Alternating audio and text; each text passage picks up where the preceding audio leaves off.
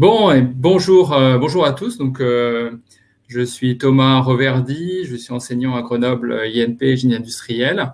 Avec tous les bénévoles de la COP2 étudiante, je suis vraiment heureux d'accueillir Cédric Riegenbach, qui est ingénieur de l'École centrale de Nantes, conférencier, consultant en transition énergétique pour les entreprises et les organisations. Donc, il est spécialiste du changement climatique depuis 2009. Il a dirigé The Shift Project de 2010 à 2016. Il enseigne les problématiques énergie-climat dans les grandes écoles, Supaéro, Centrale, Sciences Po, HEC. Cédric est surtout bien identifié par beaucoup de militants pour avoir créé la fresque du climat en 2015, donc sur la base des rapports du GIEC, donc dans un objectif de conscientisation sur la question climatique. Et à l'aide de tout un collectif de pionniers et pionnières d'une association donc du même nom, l'association de la fresque du climat. Donc aujourd'hui, il accompagne la diffusion de cet outil pédagogique qui connaît un très grand succès et qui contribue donc largement à la diffusion des enjeux climatiques, en particulier au sein de l'enseignement supérieur, puisqu'elle est par exemple proposée dans notre école. C'est une grande réussite. Aujourd'hui, il va nous parler de la théorie des verrous. Alors, évidemment, c'est lui qui va nous expliquer ce qu'il entend par les verrous. Le sentiment, évidemment, on a tous un peu ce sentiment qu'on est face à un système économique, politique, complètement verrouillé. On en a pourtant, il s'agit d'avoir de l'espoir, de nous engager aussi dans l'action. Et je pense que Cédric va nous donner sa vision, en tout cas, des dynamiques de transformation vers des modes de vie plus respectueux de l'environnement. Donc voilà, quels sont les principaux verrous et à quel verrou il faut s'attaquer en premier. Voilà les questions que je vais proposer donc à Cédric pour commencer. Bien sûr, donc on va avoir à peu près une quinzaine de minutes de présentation de ta part. Et puis ensuite, évidemment, nous allons solliciter vos questions. N'hésitez pas à commencer dès maintenant, évidemment, à proposer des questions à Cédric. Et nous-mêmes, on va gérer ces questions. Vous savez que vous pouvez non seulement écrire des questions, mais vous pouvez aussi voter pour des questions pour éventuellement que ces questions puissent être présentées au plus tôt. Voilà. J'espère que tout se passe bien, que vous arrivez bien à nous suivre. On n'a pas de soucis. Voilà. Donc, je propose qu'on démarre. Donc, je vais cliquer sur Focus Screen. Normalement, ça devrait me rendre tout petit. Voilà. J'ai l'impression que ça marche. Voilà. Donc, je te laisse la parole. Bien, merci Thomas. Bonjour à tous. Merci beaucoup pour cette invitation. Donc, en effet, j'ai eu envie de vous parler des verrous parce que je sais que là, je suis devant un auditoire de militants déjà convaincus et qui sont en train de, chacun à leur niveau, de faire ce qu'ils peuvent pour faire bouger les choses. Et j'aimerais vous donner de l'espoir parce que quelquefois, on a l'impression que tout est verrouillé de partout et qu'on n'y arrivera jamais. C'est souvent d'ailleurs le sentiment qu'on a quand on anime la fresque du climat. Alors, il y a peut-être parmi vous des animateurs de la fresque. Et donc, on pose le constat scientifique avec les 42 cartes du jeu. On pose les dernières cartes qui sont très douloureuses, avec les réfugiés climatiques, les famines, les conflits armés. Donc là, on se dit que voilà, tout ça va mal finir. Et puis, en dernier lieu, on lance une discussion autour de ce sujet, autour de ces enjeux. Et là, on a malheureusement quelquefois des réactions qui consistent à dire oui, mais c'est pas moi, c'est les autres. Il faudrait d'abord que les entreprises s'y mettent, que les politiques s'y mettent, etc. Enfin, on a l'impression que c'est systématiquement la faute des autres. D'ailleurs, il y a quelqu'un qui a théorisé ça en disant que c'était le triangle de l'inaction. C'est-à-dire qu'on a les politiques, les entreprises et les citoyens qui se renvoient tous la faute. Les citoyens en disant c'est la faute des entreprises, c'est elles qui polluent, et puis il faut que les politiques fassent ce qu'il faut. Les politiques, ils disent nous, on n'avait pas été élus pour ça, donc on va plutôt s'aligner avec l'opinion publique, et puis les politiques sont également à l'écoute des lobbies économiques. Et puis les entreprises, elles disent moi, je veux bien faire ce que vous voulez, mais enfin, on répond à une demande. Donc, tant qu'il y a de la demande de la part des consommateurs pour certains produits très carbonés, ben, on continuera de les proposer. Il n'y a pas de raison qu'il en soit autrement. Et puis, pour ce qui est du politique, ben, nous, on n'a pas de problème à ce qu'il y ait des nouvelles normes, des nouvelles lois, etc. Bon, en vrai, elles font un petit lobbying discret par derrière pour essayer d'empêcher les choses qui les arrangent pas. Mais à la limite, il y a des boîtes qui de très tout à fait de manière sincère accepteraient volontiers des nouvelles règles du jeu pour peu qu'elles soient les mêmes pour tout le monde en fait, et notamment pour les entreprises des autres pays. Et donc on a vraiment ce triangle de l'inaction qui fait que chacun estime que la balle est dans le camp de l'autre. Et alors, la question maintenant, c'est comment est-ce qu'on va se sortir de cette situation-là?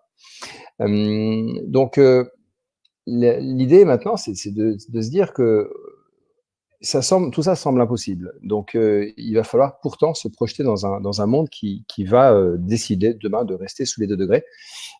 Qu'est-ce que ça veut dire précisément? Je vais vous donner l'exemple d'une entreprise qui se poserait les bonnes questions. Donc, une entreprise qui se poserait les bonnes questions, ce serait quoi? Alors, pour moi, ce serait pas qu'elle dise je vais sauver le monde avec mes petits bras. C'est pas vraiment ça la question. Ce serait plutôt une entreprise qui aurait compris les enjeux et qui se dirait eh bien, pour qu'on s'en sorte, c'est pas moi avec mes investissements, les investissements de mon entreprise qui vais réussir à changer la donne. Par contre, je peux faire un lobbying auprès du politique pour que il se passe quelque chose dans le bon sens, qu'on ait un prix du carbone, qu'il y ait des normes, etc. Je peux aussi éduquer mes fournisseurs, éduquer mes clients et mes consommateurs, etc. Et donc, elle peut déjà avoir un rôle à ce titre-là, c'est-à-dire un rôle d'éducation des gens qui sont autour d'elle, de l'écosystème autour d'elle, et notamment des politiques. Maintenant, quand une entreprise va devoir prendre des décisions, des vraies décisions stratégiques, ça va consister à dire, par exemple, est-ce que j'investis dans une nouvelle technologie qui me permet de réduire fortement mes émissions de CO2? C'est un pari qui n'aura un sens que dans un monde qui a décidé de rester sous les 2 degrés, qui est forcément un monde dans lequel il y a un prix du carbone, hein, par exemple. Et donc, est-ce que j'y vais ou est-ce que j'y vais pas? Si je me lance dans cet investissement alors que le monde ne décide pas de rester sous les 2 degrés, là, j'ai un risque de pas rentabiliser mon investissement. Si j'y vais alors que le monde effectivement décide de rester sous les 2 degrés, les politiques mettent en place des choses des lois qui font que le prix du carbone augmente et mon investissement devient rentable. Donc là, j'y gagne. Et symétriquement, si je ne fais pas cet investissement et qu'on est dans le statu quo, bah, tout va bien pour moi. Alors que si je ne fais pas cet investissement et que finalement le prix du carbone arrive, eh bien, je ne gagne pas mon pari. Donc en fait, les entreprises doivent aujourd'hui prendre des décisions qui vont consister à faire des paris sur l'avenir. Et ces paris-là, ils sont pas faciles à prendre parce qu'ils nécessitent de vraiment y croire. Et pourtant, il va falloir y croire parce que en réalité, il n'y a pas plus de raisons de croire à un statu quo que de croire au fait que ça va effectivement, qu'il va effectivement y avoir des changements fondamentaux dans les années qui viennent. C'est très compliqué de prédire l'avenir. Et si jamais on était capable de prédire l'avenir, en fait, il se passerait certainement qu'en prédisant l'avenir, on le modifierait. Il y a deux façons deux façons importantes de modifier l'avenir en le prédisant. Une façon, c'est de prédire une catastrophe et du coup, parce qu'on l'a prédite, elle n'arrive pas, parce qu'on fait ce qu'il faut pour l'éviter. Il y a une autre façon, c'est le phénomène autoréalisateur, c'est les prévisions autoréalisatrices, c'est-à-dire on prédit quelque chose et puis finalement ça se fait. Alors pour ceux qui connaissent la fable des taches solaires, c'est exactement ça. Un présentateur télé annonce qu'on a vu des taches sur le soleil et que du coup, demain, la bourse va s'effondrer. Personne n'y croit, mais tout le monde se dit, oui, mais moi, j'y crois pas, mais les autres vont peut-être se dire que c'est vrai. Donc, du coup, les actions vont perdre de la valeur. Donc, au cas où, je vends. Et du coup, tout le monde vend et à l'arrivée, la bourse s'effondre effectivement. Voilà. Donc, c'est des phénomènes un peu irrationnels, mais il y a un côté aussi grégaire des acteurs. Donc, le fait de prédire l'avenir peut le modifier. Donc, du coup, au final, on ne peut pas prédire l'avenir. Et alors, je ne sais plus de qui est cette citation, mais la meilleure façon de prédire l'avenir, c'est de le créer, c'est de décider ce qu'il sera. C'est de faire aussi des annonces autoréalisatrices, c'est-à-dire d'annoncer qu'il va se passer des choses, et on ne sait pas si c'est vrai en fait, mais on dit, voilà, moi j'y crois. En fait, quand des grands patrons de grosses entreprises qui ont beaucoup de légitimité juste parce qu'ils sont à ce poste-là, en fait, annoncent qu'eux, ils tablent sur un scénario précis, ça a un vrai impact sur le monde. Et donc, c'est ça qui va devoir se passer à l'avenir. Et alors, pour revenir à cette théorie des verrous, moi, je crois, alors c'est complètement quelque chose qui est de l'ordre de la croyance, hein, parce que j'ai rien d'un point de vue scientifique qui me permet de prouver ce que je suis en train de dire. Voilà. Mais moi, je crois la chose suivante, c'est que, en effet, c'est verrouillé de partout. Mais je pense aussi que dans les années, dans les semaines, les mois et les années qui viennent, il va y avoir suffisamment de déverrouillage de tous ces verrous pour que tous les autres se déverrouillent en cascade. Et donc, pour cette raison, il est important que chacun se focalise sur une action, un projet, que chacun se dise, moi, j'ai identifié un truc qui bloque aujourd'hui et je vais m'atteler à cette tâche précisément. Et à partir de là, et donc sans lâcher le morceau et jusqu'au bout. Alors évidemment que pour déverrouiller un truc, pour faire avancer un projet autour des questions d'environnement, et ben moi-même je suis bloqué par 2, 3, 4 verrous. Je suis bloqué parce qu'il faudrait qu'il y ait un changement de comportement, il faudrait qu'il y ait peut-être un prix du carbone, il faudrait qu'il y ait un produit qui n'existe pas encore sur le marché aujourd'hui, etc. Donc, je suis encore bloqué par tout ça. Mais il va falloir y aller quand même, essayer de forcer la main, parce que un jour, 1 ou 2 verrous vont sauter, je vais pouvoir enfin débloquer mon verrou à moi. Et en fait, mon verrou lui-même, il empêchait d'autres personnes d'avancer. Parce que mon verrou, par exemple, c'était de proposer à mon entreprise de lancer un nouveau produit qui allait trouver un marché que dans un monde où il y a besoin de ce produit-là, un monde qui se décarbone ou qui a un prix du carbone élevé, par exemple. Moi-même, quand je vais réussir à atteindre mon objectif, ça va déverrouiller les choses pour plein d'autres personnes en amont qui, jusqu'ici, aussi s'accrochaient à défaire leur verrou. Donc, voilà ce à quoi je crois. Et encore une fois, c'est un acte de foi. Je vois dans les commentaires que vous avez mis, c'est un pari de Pascal. En effet, c'est un petit peu ça, cette histoire pour les entreprises. C'est vraiment une histoire de pari de Pascal. Et la théorie des verrous, c'est aussi un pari de Pascal. Voilà. Moi, je vous propose de croire que les choses vont très bientôt se débloquer. Et donc, ne lâchez rien parce que ça va être le moment, et c'est même le moment d'accélérer.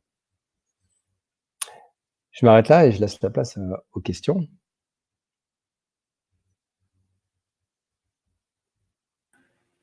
Oui, merci beaucoup.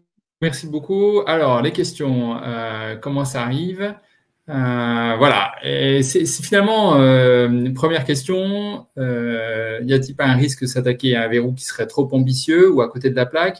Finalement, c'est quoi les verrous accessibles pour un jeune étudiant qui va aller sur le marché de l'emploi, peut-être faire on a beaucoup d'ingés dans le montage de la COP, mais on a aussi des étudiants d'autres filières.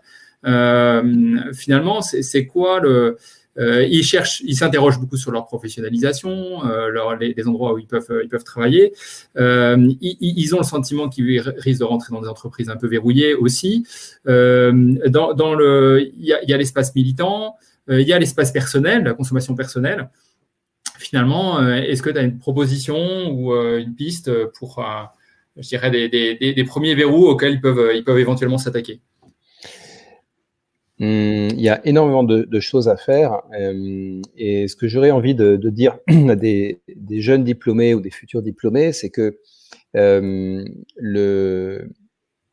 ne faites pas forcément le choix de l'entreprise dans laquelle vous allez aller en fonction de si elle pollue ou si elle pollue pas. Parce qu'à la limite, vous aurez encore plus de levier d'intégrer une entreprise qui fait partie du problème que d'intégrer une entreprise qui fait partie de la solution. Je vais être un peu provocateur, hein, mais rentrer dans une boîte qui fait une énergie bas carbone, c'est un peu la solution de facilité, parce que vous avez pris ce job, mais quelqu'un d'autre aurait pu le prendre, donc au final, ça ne change pas grand-chose. Par contre, aller dans une boîte qui fait partie du problème aujourd'hui et qui n'est peut-être pas encore complètement alignée avec ces sujets-là, eh bien là, il y a des choses à jouer. Le challenge que j'ai proposé, qui est de dire aux entreprises dans quel scénario est-ce que vous vous projetez, là, c'est des questions vraiment pertinentes. Il ne s'agit pas de leur dire il faut que vous baissiez votre empreinte carbone, etc. Ça, souvent, ils ont des projets pour le faire. Il s'agit plutôt d'aider ces boîtes à se poser la question, est-ce que mon business model existe encore dans un monde qui se décarbone, un monde qui décide de rester sous les 2 degrés indépendamment de ma volonté? Ça, c'est des questions véritablement stratégiques. Parce qu'en fait, c'est là qu'en fait, on a souvent un biais intellectuel, c'est que on se dit mettre une question sur la table signifie qu'il faut que moi, je me positionne dessus, etc. Alors que non, pas du tout. Si le monde décide de rester sous les 2 degrés, c'est indépendamment de la volonté de ces entreprises-là. Et donc, rien ne garantit que ça se fera et rien ne garantit non plus que ça se fera pas. Donc, aller dans des boîtes qui sont plutôt du côté du problème et aller les challenger sur leur véritable stratégie à long terme. Est-ce que leur stratégie à long terme est compatible avec un scénario 2 degrés en termes de business model et essayer de les embêter, d'être leur poil à gratter sur ce sujet-là. Et au pire, qu'est-ce qui va se passer? Bon, bah, vous allez tellement déranger que vous allez vous faire virer. Est-ce que c'est grave? Vous posiez la question d'y aller. Et je pense que si vous vous faites virer d'une boîte parce que vous avez posé des questions qui dérangent, il y en aura plein d'autres qui seront prêtes à vous récupérer pour faire avancer des vrais projets sur l'environnement. Donc voilà, moi, ce serait plutôt ça mon conseil pour les futurs diplômés ou les jeunes diplômés. Ok. Alors, dans une autre conférence juste avant, il y avait effectivement l'intervenant insistait sur le fait que ça pouvait être aussi collectif, c'est-à-dire que on n'est pas complètement seul à l'intérieur d'une entreprise. On peut aussi former un collectif en interne et peut-être tout un enjeu, c'est de savoir comment ces collectifs peuvent s'organiser, comment on peut en organiser un au sein de son entreprise. Et voilà. Alors, on a plein de questions.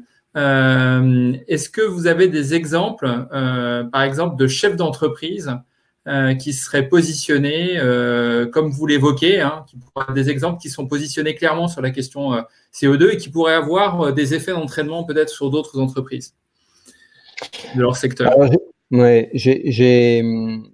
j'en ai pas beaucoup, mais j'ai rencontré des patrons qui sont OK pour se poser ces questions de façon vraiment sincère. Donc, je vais pas forcément citer des noms, peu importe en fait, mais j'ai rencontré le patron d'une boîte qui fait du ciment et qui emploie 10 000 personnes. Donc, c'est quand même une belle entreprise. C'est pas un des très, très gros acteurs du marché, mais ils viennent juste après les très gros. Et c'est quelqu'un qui était, donc on a fait la fresque du climat, j'avais été interviewé par la revue interne et j'avais expliqué que dans un monde qui se décarbone, leur business model était potentiellement menacé, probablement qu'on ferait beaucoup, beaucoup moins de ciment dans un monde qui reste sous les 2 degrés. Et j'ai eu en face de moi quelqu'un pas du tout agressif, pas du tout échaudé par mes propos, mais qui m'a dit, bien écoutez, donc on était au début de la fresque, de l'atelier fresque du climat, et il me dit, j'ai hâte de voir ce qu'on va voir ensemble ce matin, et puis plus tard, on s'est vu pour déjeuner, et on a abordé des questions vraiment très stratégiques avec lui, avec ses équipes également.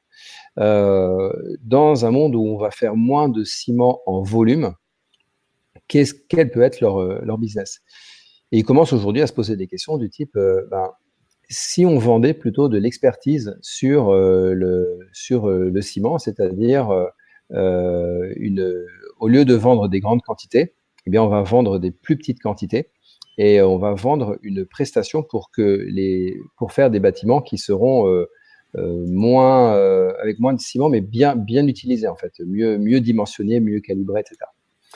Et donc, ça veut dire qu'au lieu de vendre 200, et on va vendre 100, mais par contre, on va vendre 20 de prestations, mais comme sur la prestation, on gagne beaucoup plus en marge, et ben, au final, au niveau du bénéfice, on est bien.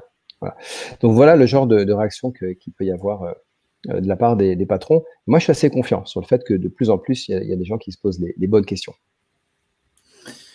Alors, comme question, concrètement, quel intérêt une entreprise peut éventuellement avoir à faire du lobbying auprès des États pour mettre en œuvre des réglementations plus contraignantes? C'est-à-dire qu'elles peuvent éventuellement, est-ce qu'elles vont y trouver un avantage concurrentiel? Est-ce qu'elles y confrontées aussi à un risque? Quel serait je dirais, la bonne, enfin, comment elles peuvent se positionner? Est-ce que vous avez des illustrations là aussi d'entreprises qui auraient réussi à faire à adopter cette stratégie-là et à influencer la décision publique? Quel intérêt elles auraient? En fait, elles y auront un intérêt si elles-mêmes elles ont pris de l'avance sur leurs concurrents, par exemple. Elles ont réussi à décarboner un service ou un produit ou un matériau un peu plus que d'autres avec des investissements. Et du coup, elles savent que aujourd'hui, elles sont plus chères que d'autres. Mais demain, avec un prix du carbone, c'est les autres qui deviendront plus chers qu'elles et elles vont tirer leur épingle du jeu. À ce moment-là, elles peuvent tout à fait aller faire un lobbying pour obtenir de la part du politique un prix du carbone, par exemple. Et donc il n'y a pas du tout d'incohérence business à avoir cette posture vis-à-vis du politique. Donc, ça peut aussi être des entreprises ou des chefs d'entreprise qui ont tout simplement des convictions sur ce sujet et qui savent qu'un changement de règle du jeu, pour peu qu'il s'applique à tout le monde et également à leurs concurrents à eux, ça va pas forcément leur poser de problème. Imaginez le jour où on a introduit, je sais pas moi, la règle du hors-jeu au foot. Est-ce que vous pensez que les équipes ont réagi en disant « Oh ben non, ça va être beaucoup plus dur de mettre un but ». Bah non, parce que de toute façon, la règle, elle est valable pour moi, mais pour l'équipe d'en face aussi. Donc, en fait, il n'y a pas de problème avec ça. Eh ben, changer les règles du jeu pour les entreprises, c'est pareil. On change les règles du jeu, mais pour tout le monde. Alors, pour tout le monde, ça veut aussi dire potentiellement aussi pour celles qui sont à l'étranger. Donc, si on met en place un prix du carbone, il faut mettre une taxe aux frontières pour équilibrer la donne. Donc, ça, c'est un peu compliqué, mais si on veut, on peut le faire. Voilà. Et je me permettrai de poser une question qui n'est pas tout à fait dans le chat, mais comme on en parle du prix du carbone, après on reviendra sur d'autres questions. Mais est-ce que c'est l'instrument miracle finalement d'avoir un prix unique du carbone pour toutes les activités et qui serait, on parle de 100 € la tonne par exemple, là récemment. Ouais. Est-ce que c'est vraiment l'instrument miracle? Est-ce que c'est un instrument à quelle activité il faut l'affecter? On sait bien aujourd'hui, il y a des différences. C'est une très bonne question. Alors, pour moi, avoir un prix du carbone, alors c'est pas un prix unique, c'est une trajectoire. C'est-à-dire, à telle date, il sera à tel niveau, à telle date, il sera à tel niveau. Aujourd'hui, moi, j'ai pas connaissance de trajectoire de prix du carbone qui fasse consensus en se disant, c'est ça qu'il faudrait ou c'est ce sur quoi on va tabler pour prendre nos décisions à l'avenir. Mais il faudrait que ça arrive assez vite, en fait, ça. Maintenant, est-ce que c'est suffisant? Alors non, je pense qu'avoir un prix du carbone est une condition nécessaire et pas suffisante pour résoudre ces problèmes. Dans certains cas, ce sera plus efficace d'avoir une norme ou d'interdire certains produits. Ce sera juste plus efficace. Mais sinon, un prix du carbone, je trouve que c'est quelque chose de très pratique, et notamment la taxe carbone qui est quelque chose de simple à mettre en place. Une taxe carbone, ça consiste à mettre un prix, à taxer les énergies fossiles quand elles arrivent sur le territoire. Et ensuite, les entreprises qui les utilisent ont le droit, si ce n'est le devoir, de répercuter cette hausse de prix sur leurs clients. Et ensuite, ça vient se répercuter dans l'ensemble de l'économie.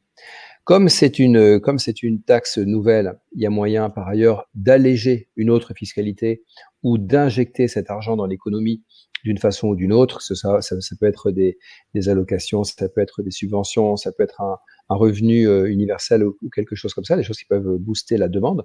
Et donc, à l'arrivée, on est dans une situation où on a prélevé autant qu'on a pris, mais on a quand même au passage avantagé certaines entreprises par rapport à d'autres, ou en tout cas avantager certains produits par rapport à d'autres. L'avantage d'une taxe carbone, c'est que c'est très pratique à mettre en place. Voilà, on a besoin de taxer quelques boîtes, quelques factures sur le territoire, et puis c'est réglé. Et ensuite, ça va se diffuser dans tout le reste de l'économie. Les quotas de CO2 sont une autre façon de faire. C'est beaucoup plus compliqué. Et d'autres projets comme le quota individuel nécessiteraient qu'on soit capable de donner un prix à chaque objet que l'on achète. Et ça, c'est C'est pas le cas aujourd'hui et ce serait beaucoup de travail. Certes, c'est utile de connaître le prix la teneur en carbone de tout ce qu'on achète, mais là, il faudrait le connaître avec une grande précision pour qu'il n'y ait pas d'injustice et de malentendus. Et on n'y est vraiment pas. Voilà. Ok. Alors évidemment, après d'avoir une taxe carbone, on sait bien que ça pose des problèmes aussi d'inégalité. C'est-à-dire qu'effectivement, la taxe carbone va être malheureusement plus efficace auprès de personnes qui ont les budgets les plus contraints. Souvent, le même niveau de taxe peut entraîner Je dirais que personnellement, je ne suis pas très contraint dans mon budget, donc finalement, que l'essence coûte 2 fois plus cher, ça ne me pose aucun souci. Par contre, effectivement, est-ce qu'il n'y a pas un risque que les consommateurs les plus contraints dans leur budget, finalement, se retrouvent à être les premiers à devoir faire, entre guillemets, un effort et que du coup, finalement, au niveau politique, la légitimité soit assez faible de ce type de mesure. Oui, c'est la question qui vient très vite quand on parle de mettre un prix au carbone, c'est la question des inégalités. Alors déjà, il faut être conscient qu'une taxe carbone est plutôt redistributive, parce que plus on a un haut pouvoir d'achat, et plus on émet de CO2. Alors, certes, on est un peu moins gêné de payer une taxe carbone, mais n'empêche qu'on en paye plus que d'autres. Après, ce qui est très important avec la taxe carbone, c'est la façon dont on redistribue cette manne financière. Et donc, il y a une proposition aux États-Unis qui s'appelle la contribution carbone, et qui consiste à dire on va prendre de l'argent au niveau des énergies fossiles, et puis on va le redistribuer à l'ensemble des citoyens de manière uniforme en fait, quels que soient vos revenus. Donc, si vous gagnez déjà plein d'argent, vous ne le sentez pas passer, ça ne vous change rien à votre vie. Et puis, si vous êtes dans les plus bas revenus, là, ça va vraiment changer la donne pour vous. Et donc ça veut dire que ceux qui gagnent le plus vont plus contribuer que les autres, et puis ceux qui gagnent le moins vont recevoir plus qu'ils ne donnent. Donc, en moyenne, globalement. Et donc là, on a quelque chose déjà de beaucoup plus acceptable. Après, il y aura toujours des gens qui sont à la fois dans les bas revenus et qui, malgré tout, vont se retrouver à contribuer un petit peu plus parce qu'ils sont extrêmement dépendants de leur voiture. En fait, il n'y a pas de solution miracle. Dès qu'on introduit des changements dans le système économique, il y a des perdants et des gagnants. Ce qui est important, c'est qu'il y ait beaucoup plus de gagnants que de perdants. Et ça, c'est faisable. Surtout qu'à long terme, si on ne sauve pas le climat, on est tous perdants. C'est vrai. Bien sûr. C'est toute la difficulté du design. Mais c'est important de raisonner à court terme. Les politiques climatiques ne seront acceptables que si elles ont un impact acceptable à court terme. Le fait que ça nous sauve du changement climatique dans plusieurs décennies, c'est malheureusement pas ce qui va peser ni pour les boîtes, ni pour les citoyens qui vont voter. Il faut que les mesures soient acceptables et présentent des avantages suffisants immédiatement. Et ça, il y a moyen. Donc, il faut que ce soit très redistributif pour que ça avantage le plus de monde possible. Alors, j'ai une nouvelle question un peu plus qui revient un peu sur la théorie que vous avez proposée, théorie des verrous. Alors, j'ai une question qui est la notion de point de bascule. D'autres évoquent éventuellement cette notion, l'idée qu'il y aurait, qu'on pourrait atteindre à un moment donné une sorte de changement un peu plus radical, une accélération, disons. Est-ce que c'est ça auquel vous faites référence ? Et puis, comment on peut finalement gérer à titre personnel cette situation de verrouillage quand même et comment ne pas perdre patience finalement face ou pas baisser les bras finalement pas face à l'expérience de ces verrous. Alors, en effet, ça rejoint la notion de point de bascule, c'est sûr. C'est une explication d'un potentiel point de bascule. Voilà. Le fait que ces verrous vont sauter de manière massive à un moment donné, quand on en aura déverrouillé suffisamment, ça va déclencher les autres. C'est un peu la même notion que le point de bascule. Comment ne pas perdre espoir? Déjà, je pense qu'il ne faut pas rester seul quand on travaille sur ces sujets-là. Il faut s'entourer, il faut être avec d'autres personnes qui ont les mêmes combats que nous et se donner du courage mutuellement. Je pense que ça, c'est très important. Et après, je conseillerais éventuellement à ceux qui se posent des questions existentielles de regarder un film que moi j'ai adoré qui s'appelle 12 hommes en colère et qui est l'histoire d'un jury qui se réunit pour décider de la culpabilité d'un jeune qui aurait peut-être tué son père. Et les jurés sont quasi unanimes sur la culpabilité du jeune homme, à part un qui, au cours du film, va réussir à tous les retourner les uns après les autres. Et donc, ça, c'est hyper, ça donne vraiment de l'espoir parce qu'on comprend, ce qui est génial dans ce film, c'est qu'on comprend les leviers psychologiques qui ont fait que chacun, à un moment donné, pour une raison ou pour une autre, a changé d'avis. Et donc, non, mais il faut pas spoiler, non, c'est pas de souci. Je pense qu'il y a pas de, ça spoilie pas tant que ça. Le pitch du film, c'est ça de toute façon. Et donc, ouais, ça permet vraiment de comprendre, voilà, tous les leviers qui sont à nos dispositions pour faire bouger les choses, parce que la plupart de ces changements qui vont avoir lieu à l'avenir, ils sont dans la tête des gens. Il va falloir convaincre des personnes de changer de comportement, convaincre des personnes de voter d'une façon ou d'une autre, convaincre des entreprises d'investir ou de faire du lobbying, etc. Donc, voilà. Donc, ouais, je vous conseille ça. 12 hommes en colère. Oui, alors effectivement, ce qui est très impressionnant dans ce film, c'est la part du doute. Enfin, là, je commence à spoiler un peu, hein, mais comment introduire. Et ça renvoie à cette idée que tu évoquais, qui est que finalement, là, il y a une incertitude sur l'avenir. C'est-à-dire que les acteurs économiques, nous-mêmes, on fait des choix à titre personnel qui sont, ou des entreprises font aussi des choix qui sont toujours des paris sur l'avenir et qu'en fait effectivement elles peuvent faire un pari qui est donc un pari pessimiste sur cette question, la question environnementale, un pari cynique, comme éventuellement elles peuvent faire un pari inverse et donc que ça se transforme en prophétie autoréalisatrice.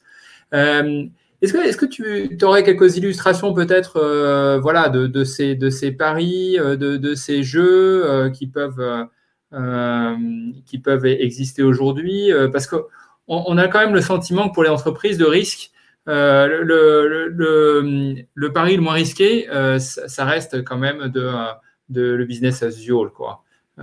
Ouais, c'est sûr. Non, mais c'est clair, hein, je dis pas non plus que c'est facile. Aujourd'hui, donc j'anime des fresques et puis je discute avec des entreprises pour les accompagner sur leur stratégie carbone. Et bon, c'est vrai qu'il y a encore un très très gros chemin à faire pour certaines d'entre elles. Mais on a souvent des boîtes qui ta question, c'est de savoir, de donner des exemples concrets. Donc là, je vais citer un exemple qui n'est pas un de mes prospects ou clients, qui est une entreprise qui qui construirait des automobiles, des voitures. Donc, elle se dit que son bilan carbone, il est à la fabrication de la voiture et elle va essayer de l'optimiser. Bon, c'est bien, mais en fait, la question qui se pose pour cette boîte-là, c'est pas ça du tout. La question qui se pose, c'est de savoir si demain on continuera d'acheter des voitures et quel type de voiture on aura envie d'acheter. Donc, l'histoire de sa stratégie carbone ne se situe pas du tout dans le périmètre de son scope 1 et 2 du bilan carbone, c'est-à-dire les émissions en interne qu'elle a, et elle se situe au niveau de l'usage des produits qu'elle vend au cours de leur vie. Donc, le fait qu'une voiture, c'est fait pour mettre de l'essence dedans et rouler. Donc, il n'y a pas de raison d'acheter une voiture si on n'a pas l'intention de mettre de l'essence dedans et de la brûler. Donc, la bonne question à se poser pour ces boîtes-là, c'est plutôt quelle va être la demande demain? Est-ce que je dois faire des voitures plus légères? Est-ce que je dois passer à l'électrique? Est-ce que je dois alléger encore les voitures, etc. Et donc ça, c'est des questions qui sont pas du tout de la même nature que je vais réduire mon empreinte carbone sur la conception et la fabrication de la voiture. Donc ça se pose dans ces termes-là pour énormément d'entreprises. C'est-à-dire qu'il faut qu'elles comprennent à un moment donné que c'est pas elles qui vont décider ce qui va se passer demain. C'est les consommateurs, c'est la loi, c'est les citoyens, etc. Donc, ce serait bien qu'elles anticipent que peut-être il va se passer quelque chose et les choses vont changer. Hmm. Alors, je me permets de prendre une illustration, peut-être ça peut faire rebondir cette discussion-là. Je pense à beaucoup de constructeurs aujourd'hui investissent dans les voitures électriques et voitures hydrogène, là, parce que finalement l'hydrogène ce serait un moyen de conserver finalement un des usages plus proches de la voiture actuelle, puisqu'on n'est pas contraint en termes pour recharger son véhicule, etc. Est-ce que c'est pas un peu Enfin, par ailleurs, on sait que on peut produire de l'hydrogène à partir de l'électricité d'origine renouvelable, donc on peut avoir de l'hydrogène décarboné. Enfin, il y a un plan hydrogène, il y a une grosse mobilisation sur ce sujet-là. Mais est-ce que c'est pas finalement une sorte de transformation un peu illusoire, c'est-à-dire que le bilan énergétique est quand même pas super favorable à l'hydrogène, ça va consommer énormément de ressources. Par ailleurs, certes, moins d'émissions de CO2, mais beaucoup de consommation de ressources. Est-ce qu'il n'y a pas un risque que certaines de ces stratégies économiques qui finalement maintiennent des pratiques, la voiture seule, voilà, la pratique pour la voiture pour le conducteur seul, finalement, en maintenant ce type d'objet, ce type de pratique, conduire, la mobilité par la voiture, certes avec une technologie nouvelle, mais finalement on risque d'aller dans une dynamique encore pire, c'est-à-dire que de consommation de ressources. Voilà. Quel est un peu ton point de vue par rapport à ça? Moi, ce que je dis, c'est qu'on n'est pas à l'abri de faire quelques erreurs au passage, hein, et on en fera. Voilà. D'accord. Ce qui est important, c'est de bien apprendre à compter le carbone, de bien apprendre à se projeter dans des scénarios cohérents au niveau global, de manière systémique, penser de façon systémique, et pas juste à un périmètre restreint, le périmètre de l'empreinte d'une entreprise seule ou d'un secteur seul. Donc oui, on fera des erreurs, et je pense qu'on est en train de faire. Mon impression, c'est qu'on est en train de faire une erreur avec l'hydrogène, l'hydrogène a une image probablement bien plus vertueuse qu'elle ne l'est réellement. Et je vous incite à regarder la vidéo ou les deux ou trois vidéos du réveilleur sur la question de l'hydrogène. Vous allez voir que c'est des questions, alors déjà un peu techniques et compliquées, il faut prendre le temps de s'y plonger. Et c'est des questions qui sont, vous allez voir, voilà, l'hydrogène même décarboné, c'est pas si facile que ça. Et puis surtout, aujourd'hui, on a des acteurs qui cherchent à développer un marché, mais qui ne sont pas responsables du fait que demain cet hydrogène sera décarboné ou pas. Donc certains s'y engagent alors qu'en fait ils n'ont pas la main dessus. Il y aura une demande pour de l'hydrogène carboné ou décarboné. Oui, il y aura une demande. Les gens vont vouloir rouler à l'hydrogène parce que ça fait bien, mais que cet hydrogène soit décarboné ou pas, à la limite, la question se posera pas forcément. Donc, voilà, encore une fois, ça dépend énormément du scénario. Et l'hydrogène peut être une solution en fonction du scénario, ça peut être une véritable solution. En tout cas, c'est une brique intéressante dans le scénario, dans le mix énergétique de demain. Mais ça ne fait pas de miracle, c'est pas pour tout le monde. Et puis, dans d'autres scénarios, par contre, c'est à côté de la plaque. Voilà, parce que ce sera une énergie qui continuera d'être carbonée, qui permet de switcher du pétrole vers une autre solution, également carbonée. Donc, comme on est un peu à court de pétrole, ça va permettre de switcher sur un autre fuel dont on a plus de ressources derrière, parce qu'on pourra faire cet hydrogène au moins avec du gaz, si ce n'est avec du charbon, si on le veut vraiment, hein, à la limite. Donc, selon le scénario, ça peut être quelque chose de catastrophique comme quelque chose de très bénéfique, voilà, qui trouve sa place dans un mixte vertueux. Tu as évoqué tout à l'heure la question des du prix du CO2, la question des frontières. Un prix du CO2 en Europe, en France, quel encadrement, quelle régulation permet de créer cet univers concurrentiel que tu évoques, qui permettrait finalement à des entreprises vertueuses de développer leur activité ou à des projets vertueux d'être financés. Est-ce que du coup ça signifie éventuellement un mécanisme aux frontières européennes en matière de CO2? Est-ce que tu crois en l'Europe comme un acteur qui peut permettre d'avancer sur ces thématiques-là ou pas? Ouais, j'ai l'impression que les choses sont en train de se débloquer en Europe. On voit des discussions qui arrivent sur la table qui auraient pas été imaginables quelques années auparavant. Donc j'ai l'impression que oui, il y a un gros début de prise de conscience. Et je pense qu'une taxe carbone aux frontières de l'Europe est quelque chose qui est maintenant, on est mûr pour ça, c'est envisageable. Et après, on a la question des quotas de CO2. Donc, on a un mécanisme de quotas de CO2 en Europe, l'EU ETS, qui concerne 11 000 installations industrielles en Europe et qui représente quasiment la moitié des émissions de CO2. Il marche pas bien parce qu'il n'y a pas suffisamment de pression sur les entreprises avec ce mécanisme-là, parce que les quotas sont trop importants, la quantité de quotas émis est trop importante. Et du coup, ça pose un vrai problème pour les boîtes qui sont dedans, parce qu'elles n'ont pas de visibilité sur le prix du CO2. Il pourrait augmenter ou baisser à l'avenir. Elles peuvent pas tabler sur une augmentation et du coup faire leurs investissements sereinement. Et du coup, il y a en ce moment des discussions autour de la possibilité de mettre un prix minimal, un prix plancher sur le prix de ces quotas. Et donc si on cherche la petite bête, ça ressemble un peu à une taxe carbone du coup, mais techniquement, ce serait pas considéré comme une taxe carbone, du coup, ça pourrait passer.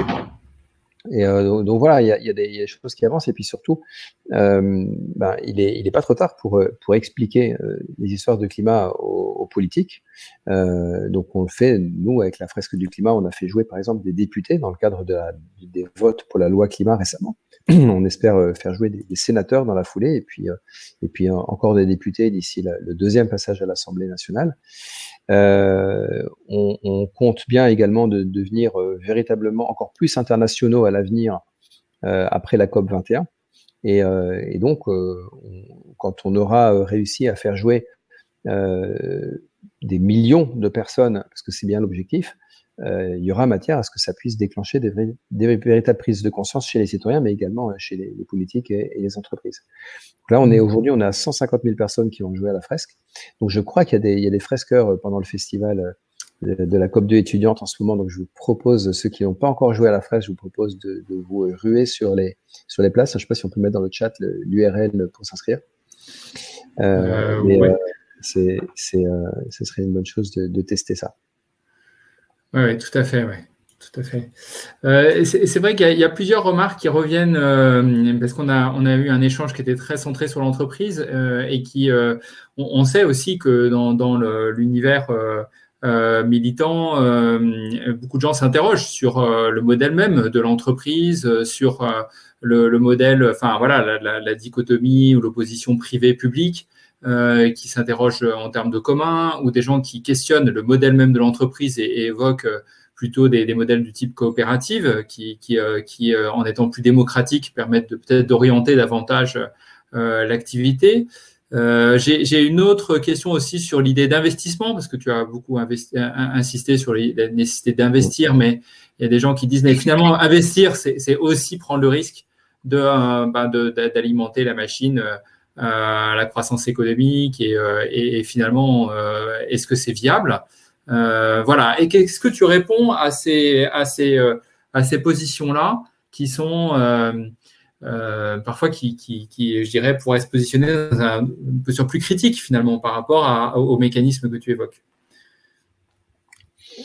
Oui, alors je comprends ces interrogations. Il y a des vrais sujets autour des communs notamment et du rôle de l'État dans le système économique qui se pose autour des questions des communs en fait. Et alors là, pour dire ça, on peut s'appuyer sur les rapports du GIEC. Donc dans le groupe 3, le groupe de travail numéro 3 du GIEC, qui travaille sur comment est-ce qu'on peut faire de la mitigation, comment est-ce qu'on peut réduire les émissions de CO2.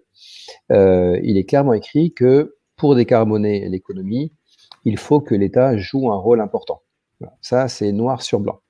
Le climat, c'est un commun, parce que quel que soit l'endroit où on émet du CO2, il y aura un impact planétaire.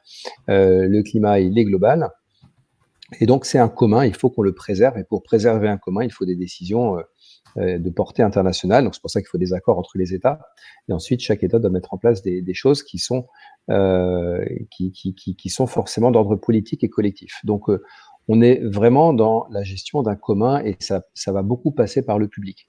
Pour autant, ça ne veut pas dire qu'il n'y a plus de place pour le privé, pour la libre entreprise, pour les investissements, etc. Par contre, il faut changer les règles du jeu.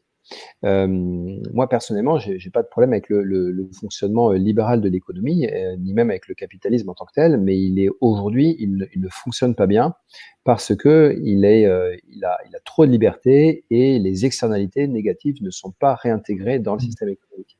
Donc, il faut très fortement taxer les externalités négatives pour que les intérêts de chacun s'alignent avec l'intérêt général. Ça, c'est de la politique. Voilà, ça, c'est politique. Et donc, ça passe par des lois, des contraintes économiques sur les entreprises. Et ça passe pas forcément par démonter le capitalisme complètement, démonter la libre entreprise. Ça, moi, personnellement, j'y crois pas. Ce qui n'empêche pas d'aller explorer des modèles qui sont moins sur le profit, sur la captation des ressources, et notamment les systèmes coopératifs qui permettent de tous être responsables de la bonne santé de son entreprise. Et ça, je pense que c'est des choses très intéressantes à expérimenter.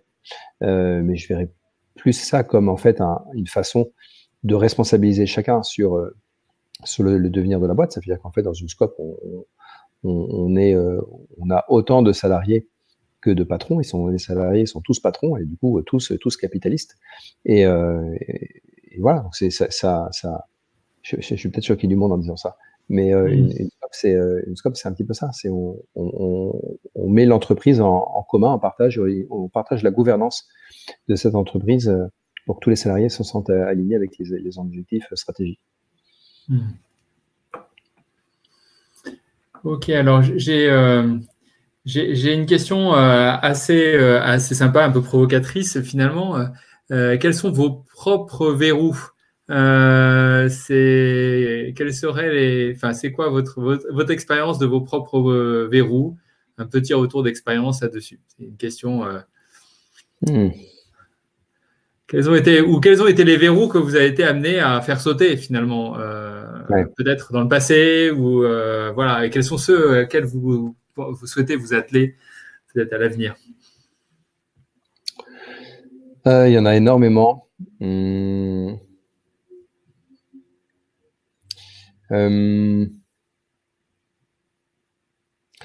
Ouais, j'ai été confronté à un verrou récemment qui était de vouloir travailler avec des ministères et qui sont des organismes qui sont pas très agiles et qui prennent leurs décisions très lentement.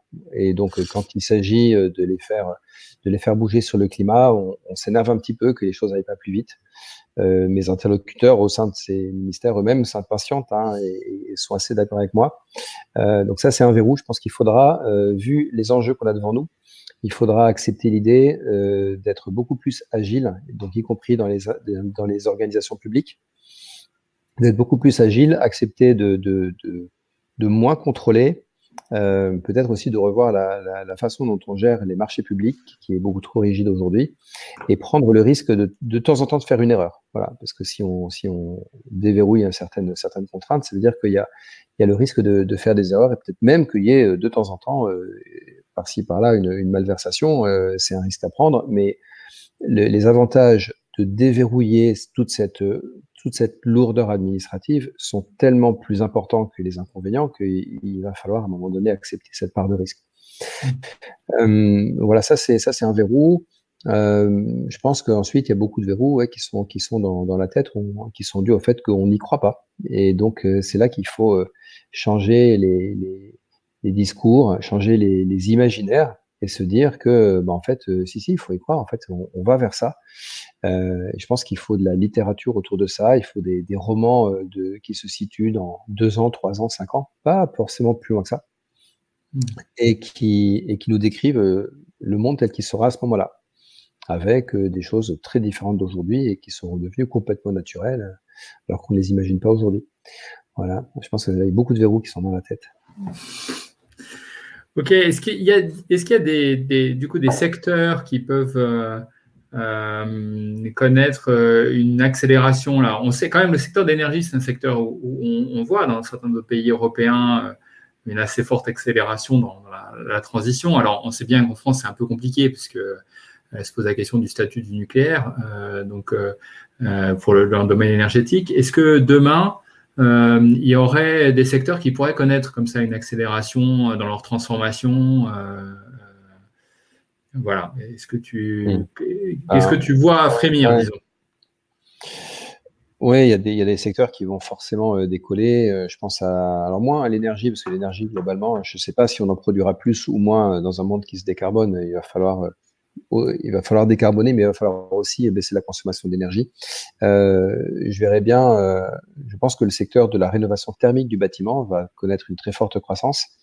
Il y a une pénurie de main-d'œuvre sur ce domaine pour l'instant, donc c'est ça qui bloque. Et donc, je pense qu'on aurait tout intérêt à mettre en place un plan de formation massif pour que des gens qui ont des compétences proches puissent se tourner vers ce secteur-là et puis qu'il y ait des salaires qui s'alignent avec.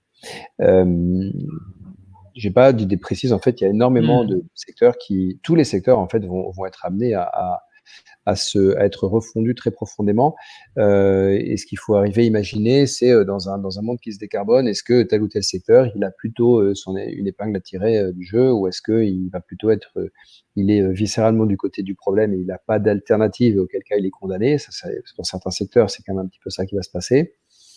Et puis pour d'autres, il y a moyen de réorienter son activité, de la transformer. Et puis ceux qui sont du côté des solutions, il y aura moyen d'accélérer et ils auront la responsabilité de monter en taille, en fait, de faire monter du monde en compétences et de s'adapter à la demande qui va accélérer les concernant. Alors, on a beaucoup, enfin, c'était l'exemple de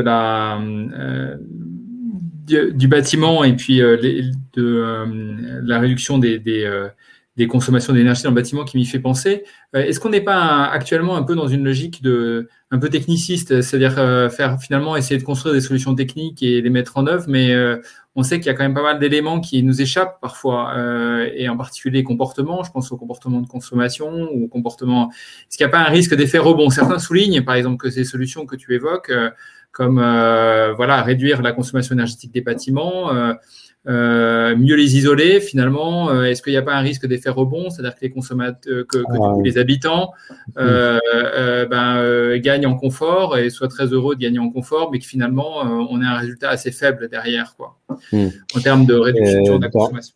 Dans le bâtiment, il peut y avoir des effets rebonds. Alors, on va essayer de donner quelques exemples. Si tu es dans une véritable passoire thermique, tu as ta chaudière à fond et tu as quand même froid. Voilà. Là, si tu isoles, en effet, il va y avoir deux bénéfices. Un premier bénéfice qui est que tu réussis enfin à te chauffer. Donc, tu réussis enfin à avoir un appart à 19 ou 20 degrés, là où tu n'y arrivais pas avant. Et puis, tu vas également baisser ta consommation d'énergie. Mais en effet, une partie du gain se traduit sous forme d'un meilleur confort et pas juste sous forme d'une réduction de la consommation. Voilà. Donc oui, il peut y avoir ce phénomène-là un petit peu, mais c'est pas une mauvaise nouvelle.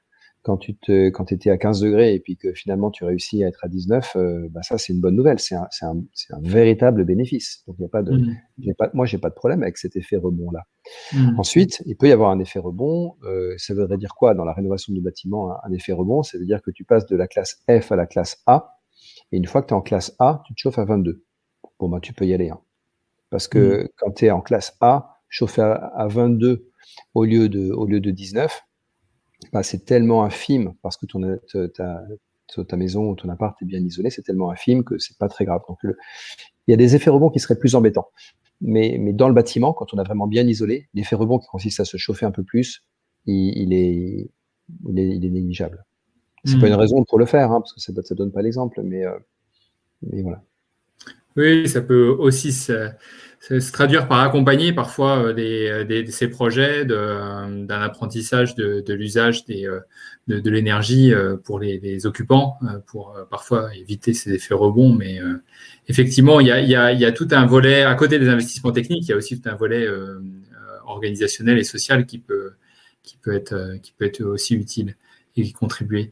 Bien. Bon, j'essaie de regarder si on a encore quelques questions nouvelles qu'on n'aurait pas trop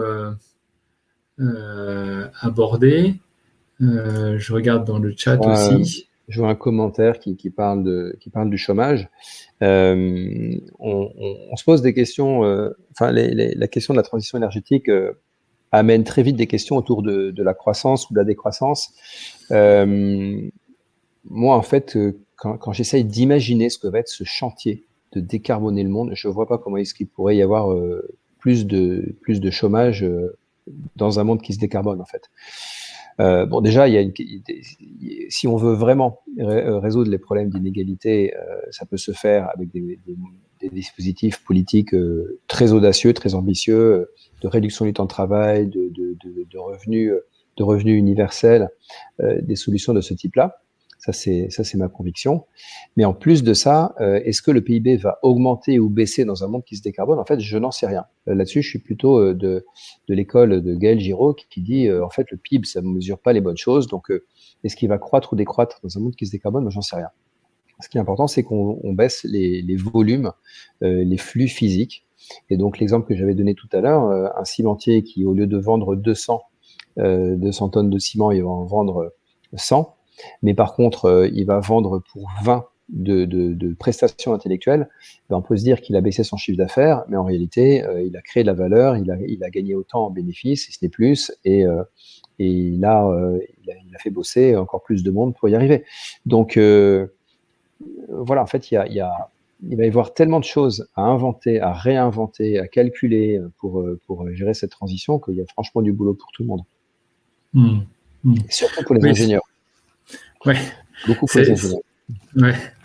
Mais pas seulement, parce qu'il y a beaucoup de choses qui renvoient à l'organisation sociale ou aux pratiques de consommation. En vrai, il y a, je dis beaucoup pour les ingénieurs, mais en vérité, il y a énormément de choses à inventer du côté des nouveaux business models. Et donc ça, c'est pas pour les ingénieurs, c'est pour les écoles de commerce, c'est également des questions qui se posent en termes de sciences politiques au niveau de la gouvernance la gouvernance de chaque État. Donc, non, en fait, il y a vraiment du travail pour tout le monde. Je dirais même que les ingénieurs, ils sont pas sur la partie la plus difficile. Il va falloir faire de l'efficacité énergétique, il va falloir faire beaucoup de R&D, certes, mais les changements de business model qui sont des choses sur lesquelles il y a encore plus de leviers, là, il y a vraiment des choses imaginatives à mettre en place. Il y a une critique souvent que l'on entend en termes de levier, de niveau politique, de niveau de l'action politique ou le bon niveau de la transformation. On a tout à l'heure évoqué le niveau européen. Beaucoup de gens sont très déçus ou très critiques par rapport au niveau national, par exemple, en disant que l'espace politique national est un peu verrouillé. À Grenoble, on a un espace politique local qui est assez dynamique dans cette direction-là. Quel est ton point de vue par rapport à cette… finalement, aujourd'hui, quel est le niveau politique qui te semble être le plus prêt à avancer, mais aussi capable d'engager le plus de transformation? Je pense qu'on est sur une mauvaise question, en fait, parce que, comme toujours, les choses vont se passer à tous les niveaux. Donc, il faut travailler au niveau national, il faut travailler au niveau régional, au niveau des villes, des collectivités locales, des communes de communes, des collectivités de communes. Donc, il y a besoin vraiment de travailler à chaque niveau.